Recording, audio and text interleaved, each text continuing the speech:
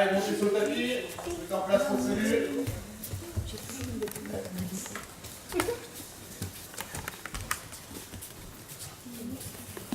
Allez, un petit peu.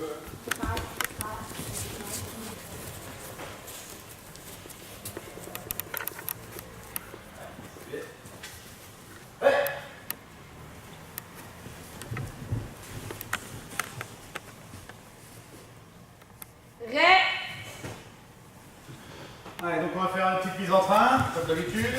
Après, on reprendra notre travail au sol d'accrochage que vous commencez à faire à peu près au niveau des jambes. Et après, on va commencer à voir un petit peu la suite, comme vous faisiez bien ça, un petit peu la suite du renversement, comment mettre le partenaire sur le dos et remonter sur lui.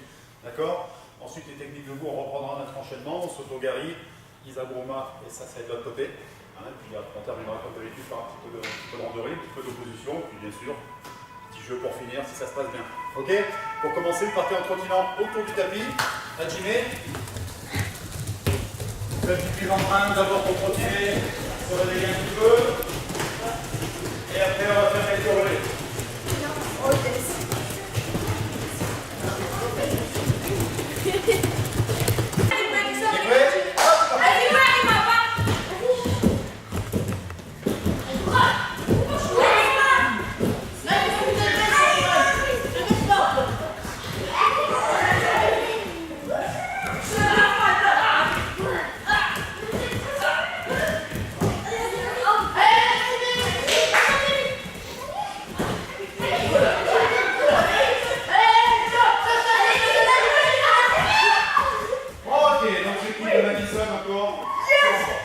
Alors je me présente, je m'appelle Patrick Gronenscheld, donc je suis professeur de judo depuis un petit peu plus de 20 ans. Donc j'ai enseigné pendant une vingtaine d'années sur le club de Saint-Mandrier.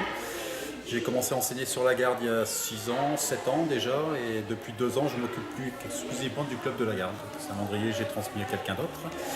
J'ai 51 ans, à côté de ça je travaille aussi comme technicien d'exploitation dans le chauffage, et ma passion c'est le judo, donc avant tout c'est pas vraiment une profession, c'est plus une passion. Et donc j'enseigne le judo depuis 20 ans maintenant. On démarre debout, on déplace, on projette. On projette, il se tape l'avant, hop, la ceinture on accroche. Voilà, les orteils, Emma, hop, les orteils, ici. Allez, on vient chercher, on accroche.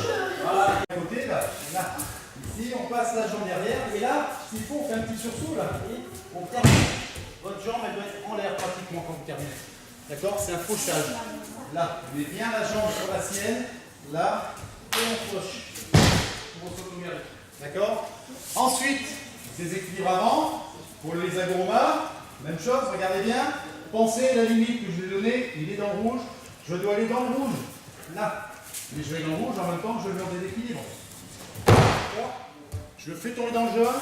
Et je prends sa place. Souffle lors de sa chute. Vous voyez? Je me décale bien. Pas du tout. Plus ça fait du bruit, moins il souffre. En fait, le principe de la chute, c'est de frapper le tapis sans anticiper. Dans l'arrivée au sol, on frappe le tapis, c'est pour amortir l'onde de choc. Donc en fait, une chute qui est lourde, où on entend, on n'a pas le temps de taper, très souvent, c'est là où on a les chutes qui font mal. Quand on anticipe, quand on frappe le tapis au moment d'arriver au sol, c'est ce qui permet d'amortir. Donc on a l'impression de dire que plus on tape fort, en fait, et plus on amortit l'onde de choc, et donc moins il y a de douleur. Voilà, donc c'est impressionnant quand il y a le bruit, mais c'est ce qui permet en fait de ne pas se faire mal. Sur le randonnée, Hajime.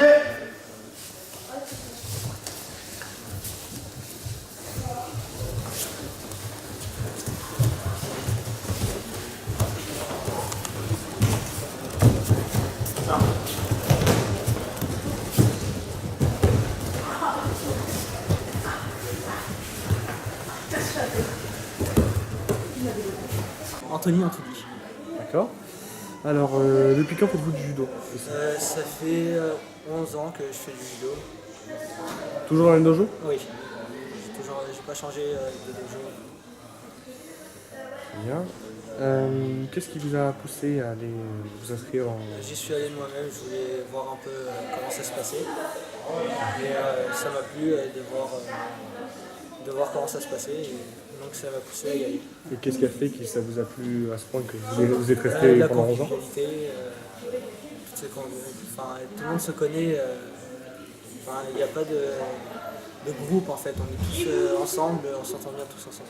T'as une famille? Voilà, un peu comme une famille.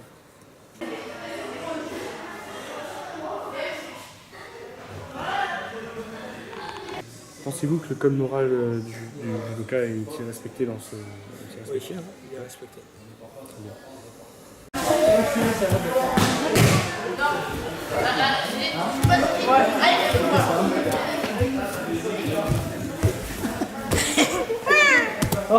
Vive les crêpes! Didi, à nous.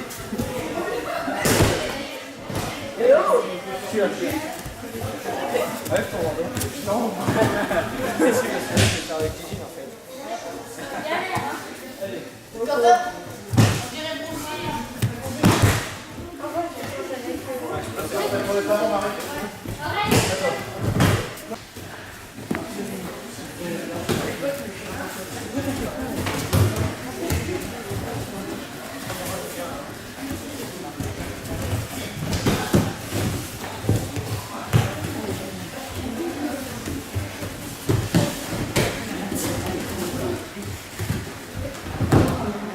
Je m'appelle Patricia Paoli.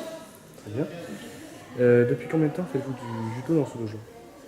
Dans ce jeu, j'en ai fait un an, enfin officiellement un an, mais je m'entraînais auparavant aussi. D'accord. Et au total Au total, j'en ai fait 10 ans. Très bien. J'ai pas remarqué que vous avez une ceinture noire. Comment l'avez-vous obtenue? En fait, au début, je me suis lancé un défi. C'est plaisir à la ceinture noire avant 15 ans. Et donc, du coup, j'ai fait tout pour avoir avant 15 ans, j'ai eu avant 15 ans, donc j'ai un peu passé. Et vous avez réussi? Ouais. J'ai eu 14 ans, 14 mois, 10 mois, j'ai eu avant 15 ans. Félicitations. Et aujourd'hui, vous avez quel âge? 15 ans. 15 ans.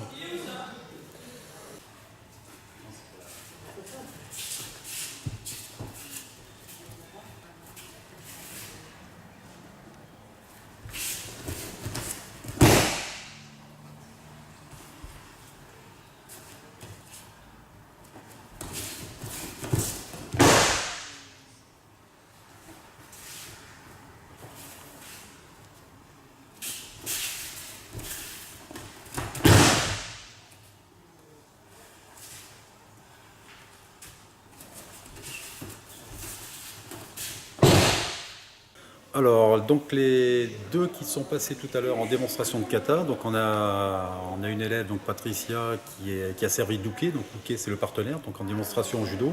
Uke c'est celui qui a le rôle de celui qui va chuter, et tori, donc c'est le rôle de celui qui va effectuer la projection ou le renversement quand c'est travail au sol. Donc le kata, c'est une épreuve, donc Anthony qui était ceinture marron, va passer, va présenter son épreuve pour le premier dan demain. Donc, pour passer premier dan, ceinture noire, on a une épreuve technique, le kata. Une épreuve de compétition, il faut marquer 100 points en compétition, donc c'est l'équivalent de 10 combats qu'il faut gagner. Une épreuve d'arbitrage théorique qui a passé aussi. Donc une fois qu'on a réussi ces trois conditions, le kata, la compétition et l'épreuve d'arbitrage, on obtient le grade de premier dan. Donc il peut s'obtenir, qui a été importé en France au début des années 1900, 1920, 1930, plus particulièrement dans les années 30.